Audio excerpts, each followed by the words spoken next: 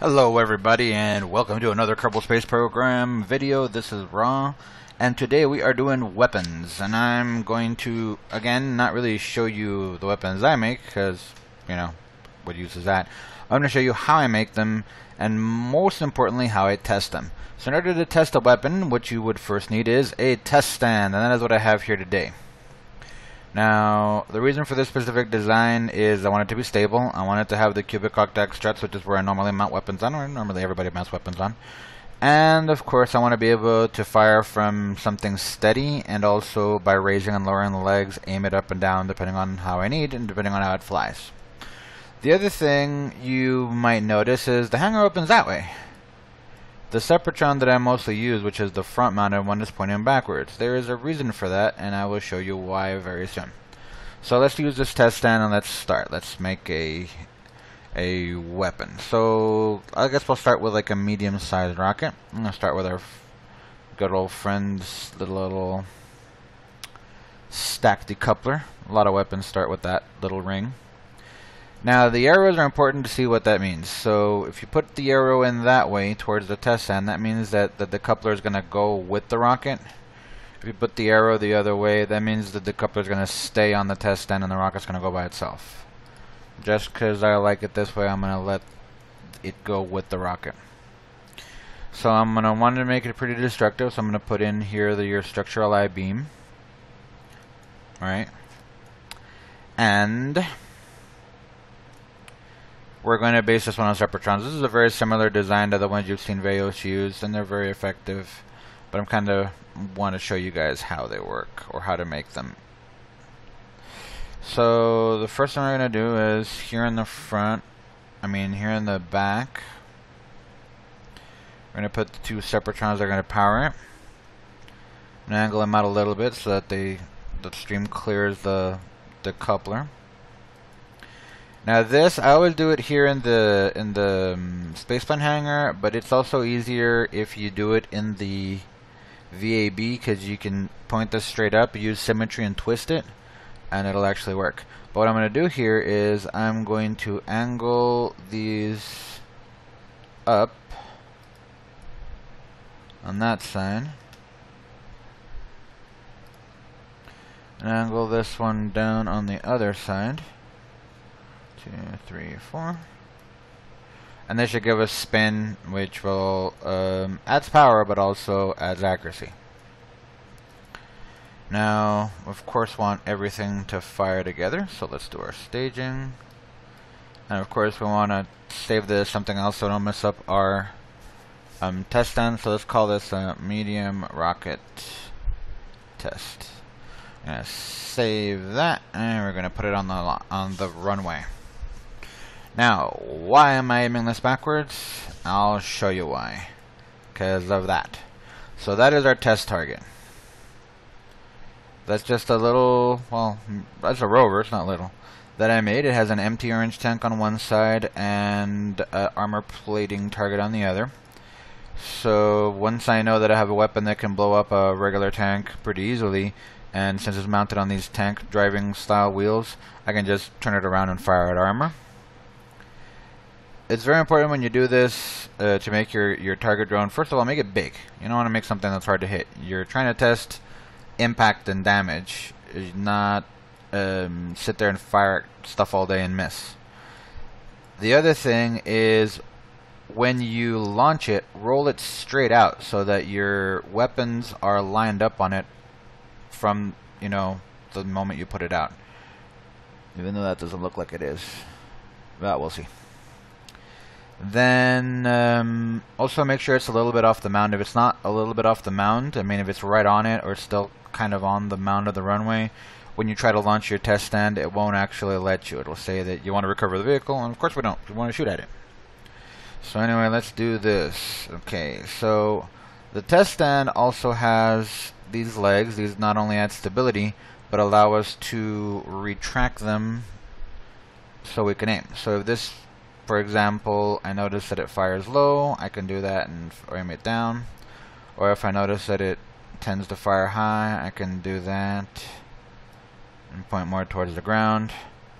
Being our first test of this weapon, let's just fire it flat. Keep the SAS on because I have a big control wheel, and that helps it not get blown over. And right before I fire, I'm of course going to F5 and quick save. There it is. Alright. So, fire. So it did go a little off to the side, which is interesting. I'm going to F9 that. Let's see if it was a fluke.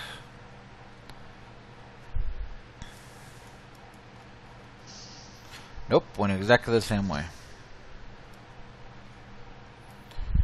So, let's recover that. And let's see if we can fix that just by grabbing this thing and pulling it over a little bit.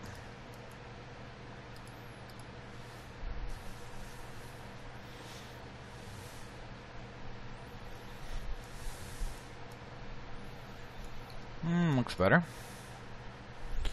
We're gonna have 5 again.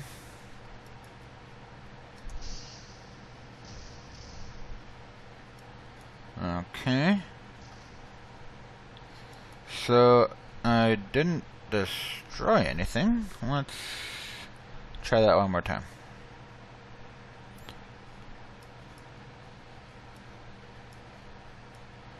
Line up right behind it and watch it go.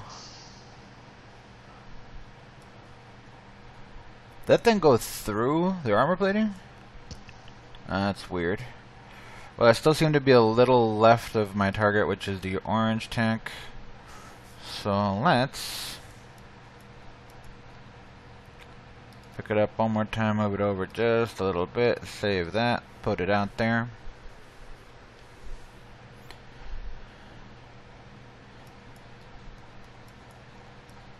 Okay. Of course, gonna F5 this. And launch. Boom, direct hit. So as you can see, this particular missile or rocket configuration can blow up non-armored targets.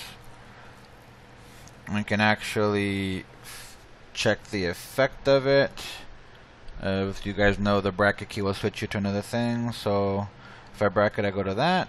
Of course, it also saves the camera view. So let me save the camera view to that. Hit the bracket again. Boom. That was a direct hit, but that time it didn't blow it up. So this is how sort of the testing goes. I would use this same set of target and test stand to keep working on my rockets and, you know, add separatrons, add mass, do that kind of thing. Very important to do this kind of thing because it's so frustrating to design it, test fire it, put it on something, you know, take it out into your little simulated fight, and then find out that you can shoot something all day and not do any damage to it.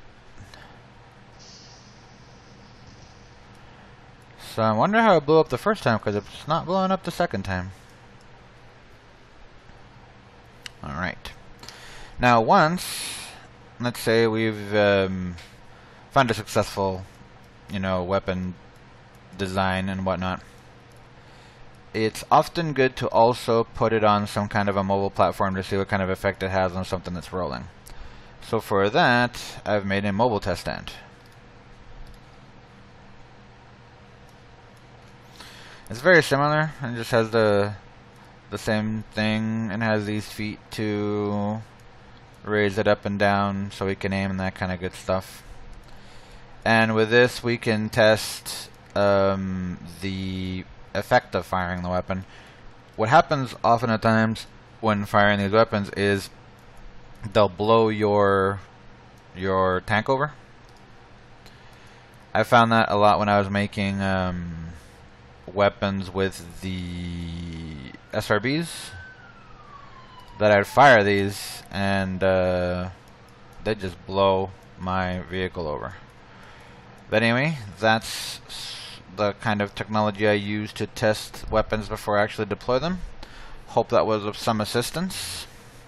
Thanks again everybody who's been subscribing lately. Thanks again everybody for watching, and have fun out there. You guys let me know if you want anything else to do, or me to do anything else. Now, I did get a request from somebody to make an SSTO that can transport people and fuel to a space station. And I have several of those. As a matter of fact, I think I have some of those in those videos. But if you want anything more specific, let me know like what size, how many passengers, and how much fuel we're talking here. And I can for sure show you how I would design one and the kind of things that I would put in there, okay? So again, everybody, thank you much for watching. Fly safe, have fun out there, and look me up, anybody who wants to play like Dota 2 or EVE Online or any of those kind of things. I play those games too and I love them. I just have never really figured out a way to make any videos about those games. Bye for now.